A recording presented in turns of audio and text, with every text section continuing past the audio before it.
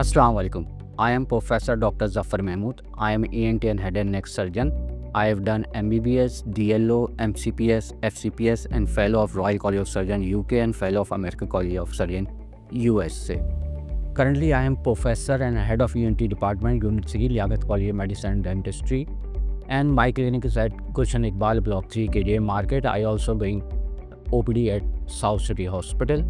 I have 22 years of experience in the field of ENT.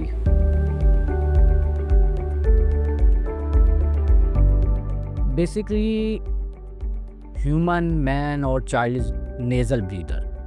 अगर हम मुंह से सांस लेते हैं हम उसको कहते हैं माउथ ब्रीथिंग। चूँकि नेचुरल वे से हट जाता है तो इसके बहुत सारी कॉम्प्लिकेशन और मसले मसाइल होते हैं और ये माउथ ब्रीथिंग बच्चों में बहुत कॉमन है। इसका रीज़न है नाक का किसी वजह से बंद होना या एयरवे का किसी वजह से बंद होना।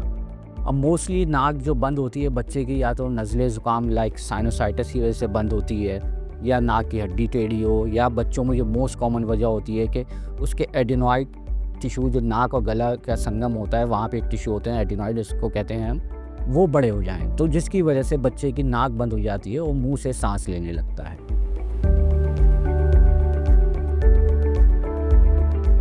कॉम्प्लिकेशन क्या होती है, एक तो बच्चे के फेशियल फीचर्स पे असर पड़ता है कि बच्चे का जो फेस है वो लंबा होने लगता है, पतला होने लगता है, दांत ओवर क्राउडेड होने लगते हैं, बदनुमा होने लगते हैं, तालू ऊंचा होने लगता है और बच्चे बाज़ औक़ात कम भी सुनने लगता है। उसके कान के पर्दे के पीछे पानी आ जाता है जो हम अक्सर जो है समझ नहीं पाते। हम समझते हैं बच्चा जो है ज़िद्दी हो रहा है, सुन नहीं रहा, जबकि बच्चा हकीकतन सुन नहीं रहा होता क्योंकि एडिनॉइड की वजह से उसके कानों के पर्दों के पीछे पानी आ गया होता है। और ये वो मसले मसाइल हैं जिनको अगर प्रॉपरली ट्रीट ना किया जाए तो ये फॉर लाइफ लॉन्ग परमानेंट हो जाते हैं। और इसके अलावा माउथ ब्रीथिंग की वजह से बच्चे को के मुंह से स्मेल भी आती है और बाज़ बच्चों के पेट में और पैरों में दर्द भी रहता है। अब इसकी treatment again medical and surgical depend करता है कि किस लेवल पे है, क्या कॉज है और उसने क्या कॉम्प्लिकेशन डेवलप कर ली है। अब सिंपल राइनाइटिस है या सिंपल एलर्जी है तो हमने उसको मेडिसिन से ट्रीट कर लेनी, लेकिन अगर उसके एडिनॉइड इनलार्ज हैं तो एडिनॉइड एक टिश्यू है जो किसी भी दवा से कम नहीं होता, तो हमने उसकी सर्जरी करनी है। और अगर उसके कानों के पर्दों के पीछे पानी जमा हो गया है तो उसके कानों के पर्दों से हमें पानी निकालना है एक प्रोसीजर के थ्रू जिसको हम माइंगोटमी कहते हैं। जब हम कान के पर्दे में होल करके उसमें एक छोटा सा ट्यूब डाल देते हैं जिसको हम ब्रोमिट कहते हैं। ये एक माइक्रोस्कोपिक प्रोसीजर है, इससे बच्चे की हेयरिंग फ़ौरन से बिल्कुल ठीक हो जाती है। इसके अलावा बाज़ औक़ात टॉन्सिल भी इतने बड़े हो जाते हैं कि वो सांस का और खाने पीने का रास्ता रोकने लगते हैं जिनको हम किसिंग टॉन्सिल कहते हैं। तो हमें सम टाइम पर उन टॉन्सिल को भी निकालना पड़ता है। हमारे यहाँ एक मिथ है कि टॉन्सिल दोबारा हो जाते हैं या टॉन्सिल हमारी इम्यूनिटी प्रोड्यूस करते हैं।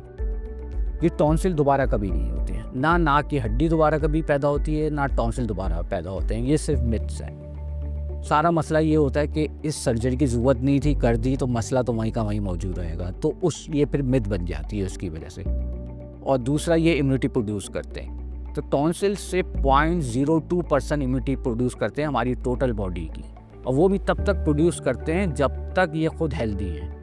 जब ये खुद हेल्दी नहीं रहते तो फिर इम्यूनिटी प्रोड्यूस करने के बजाय सिकनेस प्रोड्यूस करने लगते हैं, यानी चौकीदार चोर बन जाता है। और जब चौकीदार चोर बन जाए तो फिर उसको रखते नहीं है, उसको निकाल दिया जाता है।